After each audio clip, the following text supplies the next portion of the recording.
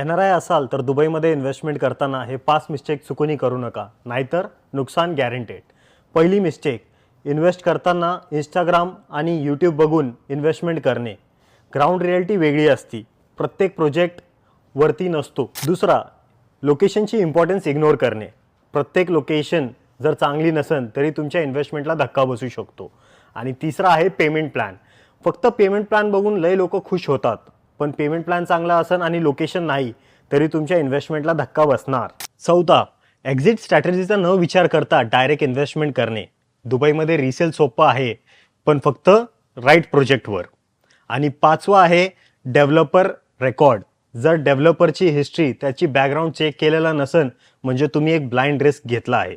दुबईमध्ये इन्व्हेस्टमेंट करणं सोपं आहे, पण योग्य मार्गदर्शन नसले तर रिस्क हेवी। म्हणून मित्रांनो, मला DM करा प्रॉपर्टी आणि मी देतो तुम्हाला एक प्रॉपर सजेशन, तुमच्या रिस्कला, तुमच्या इन्व्हेस्टमेंटला लक्षात ठेवून। आणि गॅरंटी परत एकदा सांगतोय, तुम्ही पैसे लावतायत आणि मी माझं नाव दोन्ही अमूल्य आहे। जय महाराष्ट्र। एनआरआय असाल तर दुबईमध्ये इन्व्हेस्टमेंट करताना हे 5 मिस्टेक चुकूनही करू नका, नाहीतर नुकसान गॅरंटेड।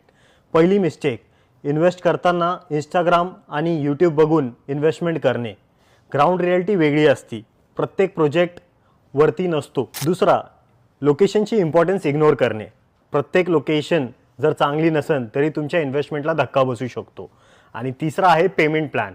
फक्त पेमेंट प्लॅन बघून लय लोक खुश होतात, पण पेमेंट प्लॅन चांगला असेल आणि लोकेशन नाही तरी तुमच्या इन्व्हेस्टमेंटला धक्का बसणार। चौथा, एक्झिट स्ट्रॅटेजीचा न विचार करता डायरेक्ट इन्व्हेस्टमेंट करणे।